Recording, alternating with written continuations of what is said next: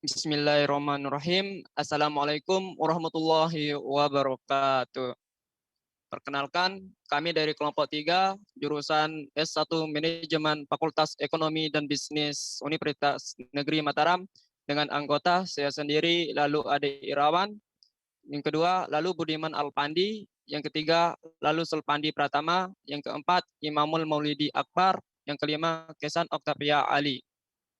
Yang di mana kelompok kami akan bertugas menjelaskan materi mengenai pasar konsumen dan perilaku pembelian konsumen.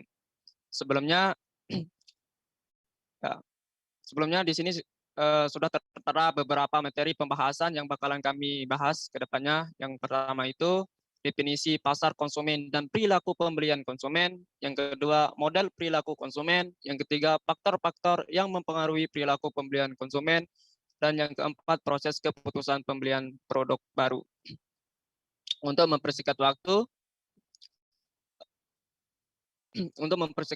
di sini kita akan membahas masalah definisi pasar konsumen dan perilaku pembelian konsumen. Dalam hal ini akan dibahas oleh Saudara Imamul Maulidi Akbar. Waktu dan tempat dipersilakan.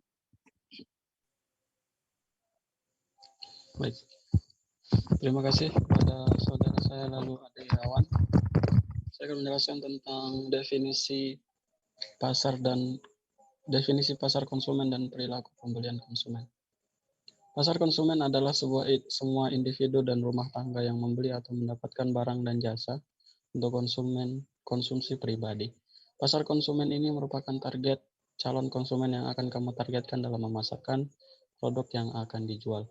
Kemudian perilaku pembelian konsumen adalah perilaku yang dilakukan oleh konsumen dalam membeli suatu barang dan jasa untuk konsumsi pribadi. Biasanya perilaku ini termasuk menganalisa apa yang mempengaruhi keputusan seseorang konsumen dalam melakukan pembelian, kemudian apa yang dipertimbangkan, serta apa yang membuat konsumen yakin dan langsung melakukan transaksi. Baik. Kemudian model perilaku konsumen. Dengan mengetahui perilaku pembelian konsumen, diharapkan semua pelaku bisnis dapat memahami bagaimana rangsangan yang dilakukan melalui strategi pemasaran dapat mempengaruhi proses pengambilan keputusan konsumen dan menjadi tanggapan dalam kotak hitam konsumen yang terdiri dari dua bagian. Yang pertama adalah karakteristik pembeli dan konsumen mempengaruhi bagaimana orang tersebut mempersepsikan dan bereaksi terhadap perang rangsangan strategi pemasaran yang dilakukan oleh pelaku bisnis. Kemudian yang kedua adalah proses pengambilan keputusan pembelian yang mendorong untuk melakukan transaksi pada saat itu juga. Terima kasih. Selanjutnya untuk pembahas yang kedua. Terima kasih saya ucapkan kepada Saudara Imamul Maulidi Akbar atas kesempatannya. Materi selanjutnya yaitu faktor-faktor yang mempengaruhi perilaku pembelian konsumen, yang di mana dalam hal ini akan dibahas oleh Saudara lalu Budiman Alpandi. Waktu dan tempat dipersilakan. Ya, terima kasih moderator telah memberikan kesempatan untuk saya untuk menjelaskan terkait tentang materi selanjutnya, itu tentang slide berikutnya ya, tentang faktor-faktor yang mempengaruhi perilaku pembelian konsumen. Ya, teman-teman perlu kita ketahui ya, untuk mempersingkat waktu, saya jelaskan langsung. Ada beberapa faktor yang mempengaruhi perilaku pembelian konsumen ini. Yang pertama itu adalah faktor budaya, kemudian yang kedua adalah faktor produksi, kemudian yang ketiga adalah faktor sosial, kemudian yang keempat adalah faktor psikologi. Baik teman-teman, perlu kita ketahui ya, dari masing-masing faktor itu memiliki suatu spesial yang berbeda-beda gitu, dari faktor sosial, budaya, dan sampai ke faktor yang keempat tadi itu. Baik, saya akan menjelaskan terkait apa sih itu faktor budaya, kenapa bisa mempengaruhi konsumen gitu. Ya, teman-teman, perlu kita ketahui ya, faktor budaya ini merupakan suatu rangkaian nilai, persepsi, keinginan, dan perilaku dan dasar yang mempelajari oleh anggota masyarakat dari keluarga dan lingkungan sekitarnya. Nah, perilaku seseorang mempengaruhi oleh nilai atau keinginan yang dipelajari, dibentuk, dan mempengaruhi oleh keluarga dan lingkungan sekitarnya. Saya berikan bayangan atau sebuah contoh, misalnya di dalam masyarakat ibu kota lebih sering terpos kepada tren-tren yang sedang populer, sehingga membentuk budaya belanja untuk mengikuti tren tersebut secara tidak sadar gitu. Nah, itu disebabkan pada umumnya masyarakat ibu kota cenderung menghabiskan lebih banyak uang untuk membeli sesuatu gitu. Selain itu, masyarakat yang tinggal di ibu kota cenderung memiliki perilaku pembelian konsumen yang lebih banyak atau sering jika dibandingkan dengan masyarakat yang tinggal di kota-kota kecil. Nah, hal ini bisa jadi dipengaruhi oleh infrastruktur daerah tersebut yang membentuk perilaku pembelian. Nah, ibu kota cenderung memiliki lebih banyak mall daripada tempat wisata alam gitu. Ya, sehingga orang-orang lebih terbiasa untuk mengunjungi mall setiap saat dan oleh karenanya lebih banyak mengeluarkan uang untuk membeli hal yang sebagian besar tidak dibutuhkan gitu. Kemudian lanjut dari faktor kebudayaan menuju faktor sosial, yaitu poin yang kedua itu tadi ya. Ya teman-teman, faktor sosial juga sangat berpengaruh untuk konsumen ini ya. Ya tentu faktor sosial ini sudah tidak asing lagi di telinga kita gitu. Mendengar dari faktor sosial ini, pasalnya pada zaman ini faktor yang cenderung menjadi pendorong utama seseorang untuk melakukan pembelian lingkungan pergaulan biasanya yang diperbentuk karakter dan perilaku seseorang dalam bersikap serta mengambil keputusan gitu. Nah, apalagi banyak masyarakat yang tinggal di kota-kota besar gitu, ingin terlalu dianggap yang paling mengikuti tren sehingga dipandang tinggi secara status sosial. Nah, itu sebabnya banyak bisnis besar yang menargetkan pasar konsumen di kota besar dalam memasarkan produknya. Ya, kenapa? Ya karena mereka cenderung bentar.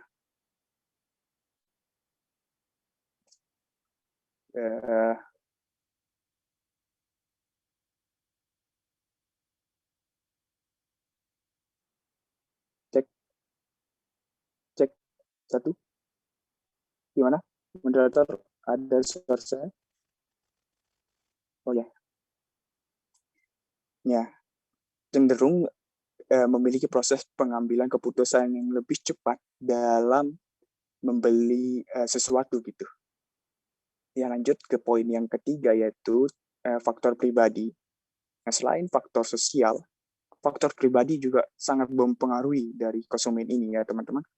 Nah, ada beberapa faktor yang termasuk dalam faktor ini dalam proses pengambilan keputusan seseorang dalam membeli sesuatu.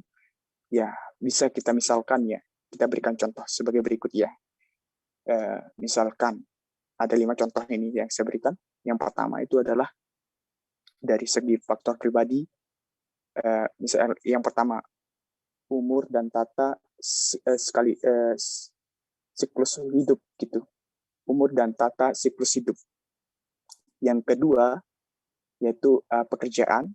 Kemudian yang ketiga yaitu status ekonomi. Kemudian yang keempat gaya hidup, pola hidup orang tersebut yang menggambarkan aktivitas interest dan opini gitu. Kemudian yang terakhir, yang kelima, yaitu kepribadian serta konsep diri. Misalkan kita bayangkan ya, saya berikan contoh terkait tentang kepribadian serta konsep diri ini. Bayangkan teman-teman ya, apabila orang tersebut memang pada dasarnya memiliki kepribadian yang suka berhemat, sehingga diperlukan cara khusus untuk mempengaruhi proses pembelian keputusan mereka gitu. Itu menyangkut tentang faktor pribadi ya. Poin yang ketiga. Kemudian ini poin yang keempat, yaitu faktor psikologis. Nah, teman-teman perlu kita ketahui juga faktor psikologis ini paling berpengaruh dalam konsumen. Kenapa? Ya ada beberapa alasan ya. Yang pertama, motivasi. Nah, motivasi ini yaitu berbentuk kebutuhan yang mendorong seseorang secara kuat dalam mencari kepuasan atas kebutuhan tersebut gitu. Kemudian yang kedua yaitu persepsi. Nah, persepsi ini yaitu proses melakukan penyeleksian, mengatur dan menginterpeksikan informasi untuk membentuk gambaran yang berarti tentang dunia gitu. Kemudian yang ketiga yaitu pembelajaran. Apa maksudnya pembelajaran ini? Ya, itu terkait tentang perubahan perilaku seseorang. Karena apa? Ya karena pengalaman yang dimiliki gitu. Kemudian yang keempat yaitu keyakinan dan sikap. Di mana keyakinan dapat diartikan sebagai demikian deskriptif, evaluasi, perasaan dan kecenderungan yang konsisten atas suka atau tidaknya seseorang terhadap sesuatu itu gitu. Itulah keyakinan dan sikap. Itu dari faktor psikologis ya. Nah, itu merupakan keempat faktor itu yang sangat mempengaruhi dari konsumen ini ya. Mungkin hanya ini yang bisa saya sampaikan. Kurang lebihnya saya minta maaf. Saya kembalikan ke moderator. Terima kasih moderator. Terima kasih saya ucapkan kepada Saudara Lalu Budiman Alpandi. Materi selanjutnya yaitu